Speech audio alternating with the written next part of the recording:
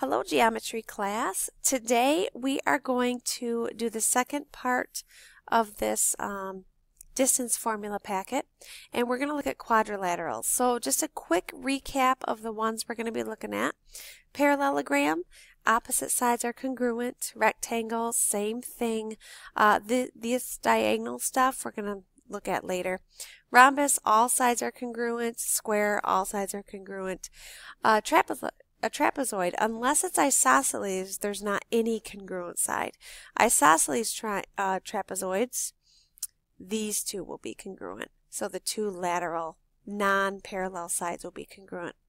And then for a kite, they're going to have two pairs of congruent sides, but they're adjacent. So on a kite, remember that the congruent sides will be next to each other, not across from each other like these two right here.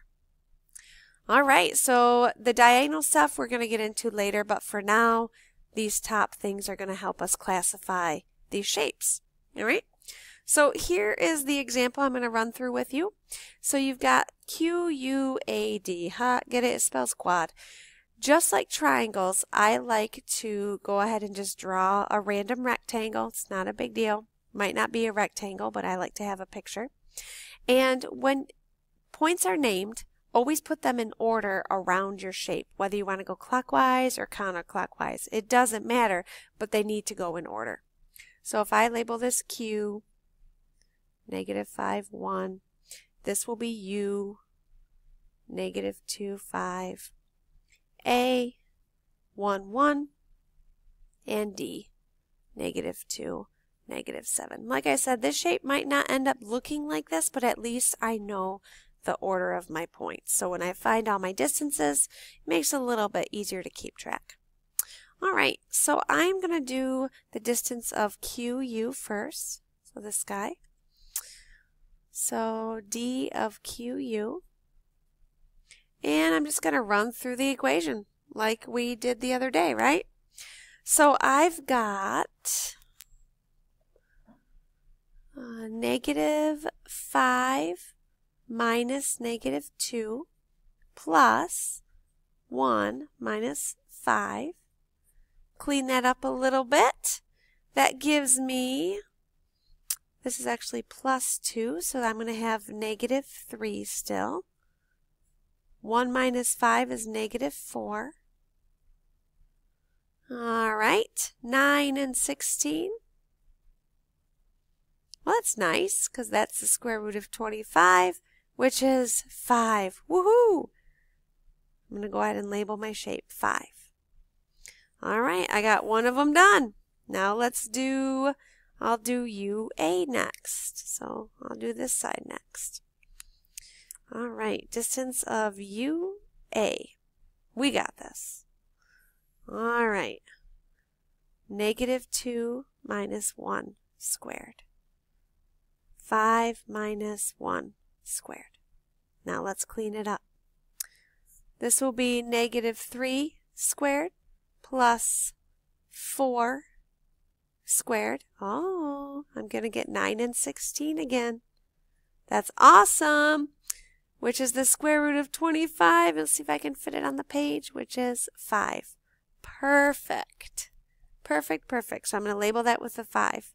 All right, so far I've got two adjacent sides that are the same. Here we go. Let's do the next one. The next figure I'm going to do, or the next line, I'm going to do AD next. So distance of AD. All right. So I've got 1 minus -2 squared and 1 minus -7 squared. They both end up being clicks or pluses. So I really am looking at 3 squared and 8 squared. All right, no big deal. I got this. So that's 9 and 64. So that's going to give me the square root of 73.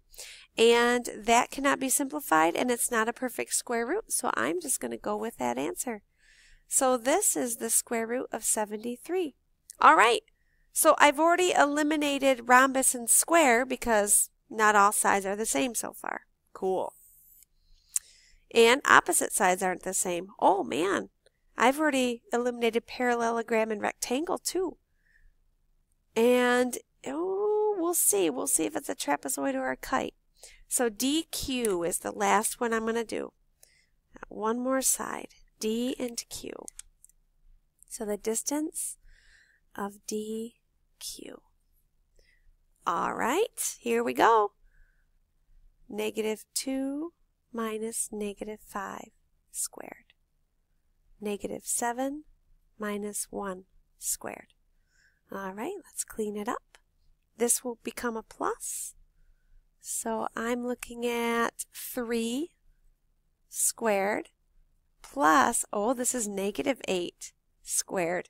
Look up above. So that's still going to be 9 plus 64, which is the square root of 73. So we've got two sets of congruent sides, but they're not opposite of each other. Do you see how the picture really helps see that? So it's not a parallelogram, it's not a rectangle, it's not a rhombus, it's not a square, it's not a trapezoid. This shape, this is a kite. Pretty sweet, huh? For your assignment today, I want you to practice this technique. Draw a picture, try this problem on the back, and try these two problems right here. I gave you a space so that you could draw the little shapes in it. There's one more question on the back. I know there's a ton. There's one more question on the back. I want you to try to prove that this is an isosceles trapezoid. So prove to me that these two are the same. All right, good luck.